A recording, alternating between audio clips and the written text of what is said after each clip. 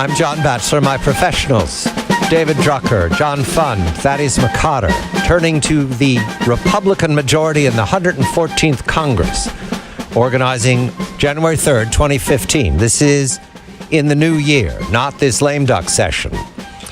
David, the House is gleeful. Is this the same House that shut down the government a year ago and drove the Republican numbers to negative territory? The same people, David? Well, they're the same people, but two things have happened. One, the shutdown was a disaster. Nobody wants to repeat it. It was only saved by the sheer incompetence of healthcare.gov.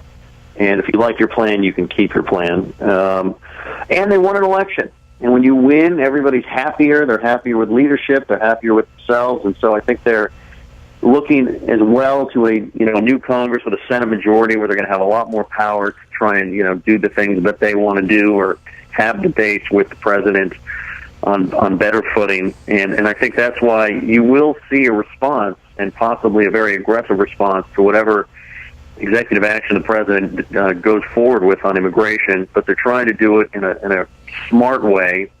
And I think what will happen is they'll pass some sort of short-term funding bill that gets into the new Congress and the Senate majority, and they'll figure out how to deal with this from there. I'm also told that Mr. Boehner is patient and confident and relaxed and will stay through the presidential election. Is that accurate, David? I believe that he will stay for the full 2 years.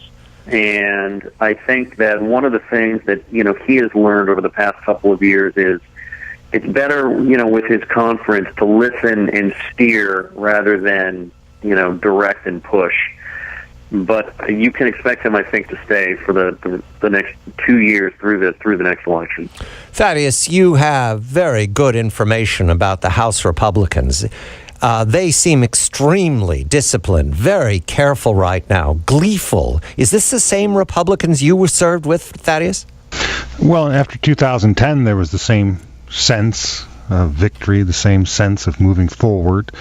But I think what you're going to continue to see, especially with the way that the president is handling the immigration issue, as David has pointed out, is they're going to stay united because he's going to continue to wave red flags in front of them. And I think that type of discipline will work.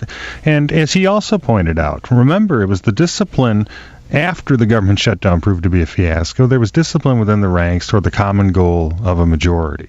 And as long as the president allows them to stay united in the face of his continued obstinacy, that discipline will remain. It's a puzzle, though, Thaddeus, for the Republicans not to be the extremists in the argument. That's new territory. Well, at the end of the day, again, as I pointed out with the president, sometimes you have to give your opponent enough freedom to do that, and he's not going to. He's going to keep them, ironically, by his own obstinacy, keeping the Republicans within a disciplined position, which will only help going into 2016. Mr. Funn, this is the hardest thing to believe. Ted Cruz is well-behaved. What's happened? Well, he's running for president, and he has to appeal to a broader electorate. He made his point with the government shutdown. He won his fans. He won his detractors. So he's going to become more ecumenical. But, John, the biggest gift that has been handed the Republicans is their opposition.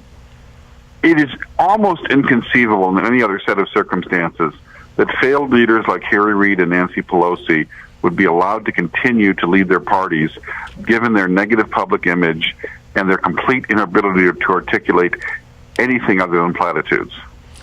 David, I'll go to you on that. Nancy Pelosi, she paid no penalty for the election 2 weeks ago, none whatsoever. How is that possible in a Democratic Party that must look to the future? Well, I think they're going to have to figure some things out. What I would tell you, though, is, over the past decade or so, serving in elected congressional leadership is not as popular as it once was.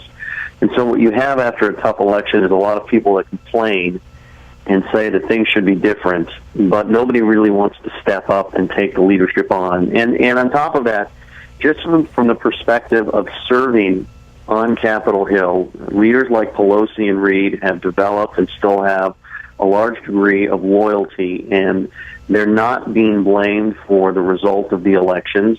The president is being blamed. And so when you're not actually being held responsible by your voters, and in this case, these are the caucus members that are electing them, and when you've developed a large amount of loyalty and people feel like you've done all you can, but we're just dealt a bad hand, you're going to stay on, especially when there isn't some major challenge working against you. Thaddeus, you served in the Republican House when you had a Republican majority and a Republican president. This is the first Bush administration and part of the second Bush administration.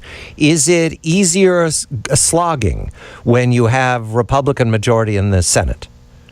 Well, it's easier to get legislation passed from the House through the Senate to the president, but there are always internal differences. There are things that the Republican majority didn't get done, and don't forget that in that period of time, President Bush, because of September 11th, because of the threat to our national security and Americans' lives, went from being a compassionate conservative to being a war president. Right. And that consumed, and rightly so, because the nature of the threat, it consumed a lot of the time and energy of both the administration and the majorities. John, Dick Durbin and Harry Reid are very shrewd operators. Do they have the strength to lean in and tell the president not to do this on immigration, not to do this on climate, not to act like an agitator? Well, you're presuming that their advice would have any influence. The president is at best removed from the congressional Democrats and at worst actively hostile to them.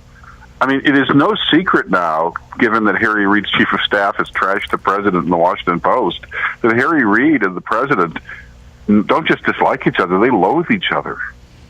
David, this is a puzzle for America to understand. We have a Democratic president who's disregarded by his own Congress, his own partisan Congress, and coming up against a majority of Republicans and senators. That's a formula for catastrophe, David. I see how the historians are going to arrange this.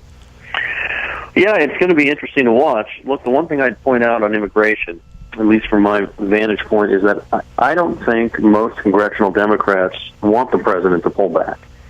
I think that they're figuring the Republicans are going to freak out and do things like shutting down the government that voters will find beyond the pale, even though the polling shows people don't necessarily want the president to do this. And that'll improve their prospects in 2016, and they think that doing this on immigration will help the Democratic presidential nominee, probably Hillary Clinton, in 2016. So there might be some carping around the edges, but I think they want him to do this. They think it's a twofer, and I think that's how they're looking at this. Thaddeus, is it too much to hope that the Republicans will do the right thing? No, especially when the Democrats do the wrong thing first, and that's what this is. And I think with David's analysis, you have the Democratic members of Congress don't want to vote on this. They'd rather see the president do something. But I would remind him that the same geniuses in the Democratic leadership that want the president to stand firm on immigration reform were the same geniuses that thought that Obamacare was going to be their ticket to a permanent majority.